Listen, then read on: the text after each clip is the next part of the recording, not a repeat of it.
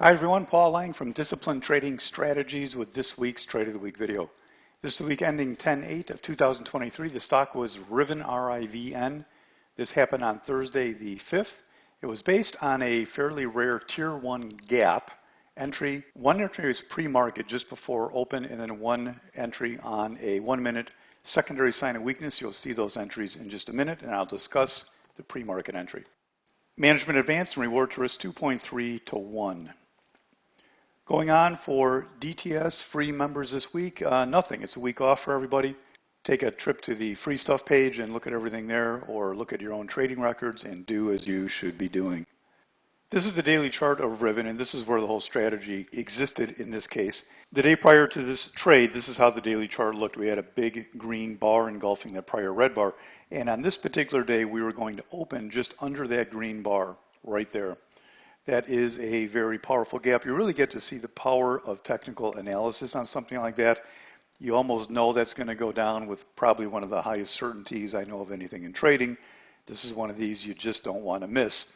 That's why I had a pre-market entry. I'll discuss that in just a minute. There's the size of the bar. I want you to notice that bar is, except for this bar here, that is twice the biggest bar on this whole chart that you see going back about 4 months. Hourly chart, you don't learn a whole lot here. We're just going to open underneath that pivot, which was the prior day's big green bar. Most of that drop you can see occurred during that opening hour, and then it consolidated and went even lower into the close. And I entered in the very top up there. We'll see that in just a second. 5-minute chart, you don't learn much here other than where you can see where I took a target. I took this whole thing on one target. Entries up in there. Entry pre-market at 21.21, stop 22.23, about $1. Second entry, about 3-4 minutes into the market, under 21, stop 21.41. We'll look at those better on the 1-minute chart in just a second. Whole target right there when it started to bounce, and there was a lot more that could have been had. I'll talk about that on this next slide here. So here's the 1-minute chart. There is where we opened, and I took my first entry was pre-market. It was right at 21.21. The bar happened to open right about there. It dropped a little bit and came back.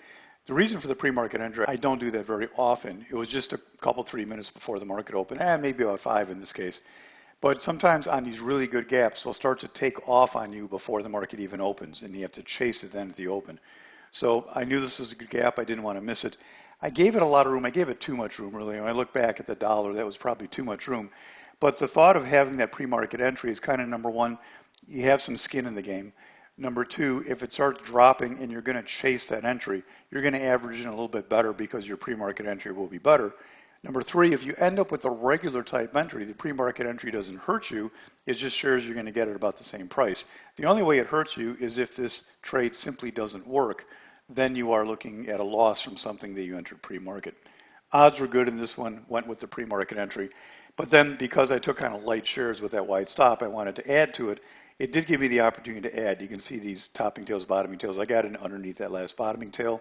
And here I just used the stop to the high of the day, so it was more aggressive with this one. But only took half a lot. If you're doing the math, you're probably thinking I made a lot more money, but I took a half lot on the second one. So a full lot with a wide stop here, half lot with a smaller stop here.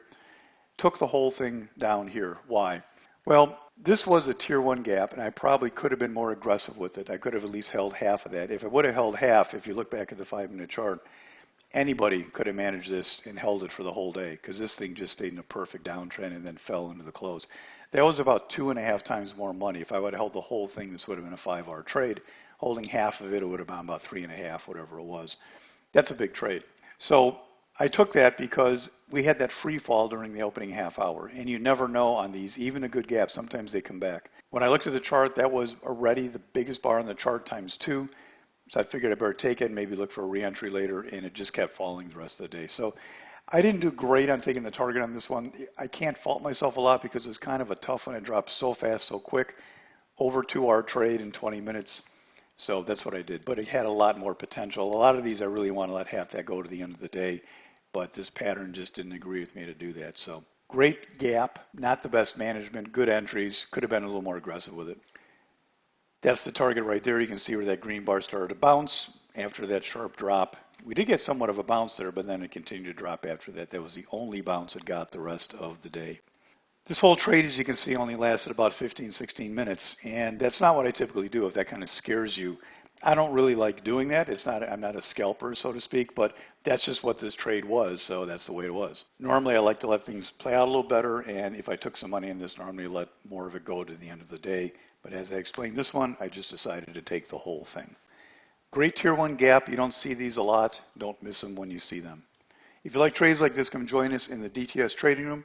You can go to the DTS website and figure out how to join us if you'd like to. You can always email me if you have any questions about anything. I am Paul at disciplinedtradingstrategies.com, right there. PAUL. Until next time, this is Paul for DTS. Good trading, everybody.